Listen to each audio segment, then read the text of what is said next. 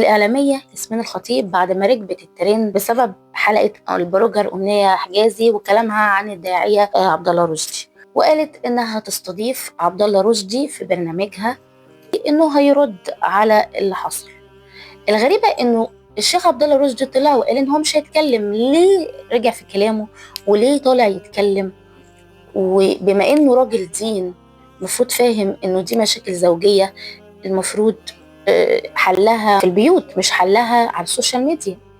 انتوا مع ولا ضد ان الشيخ عبد الله رشدي يطلع يرد على البلوجر أمنية حجازي؟ انا مش فاهمه هو ده اعلام ايه؟ هو الاعلام بقى بيقوم على فضايح الناس وحياتهم الشخصيه؟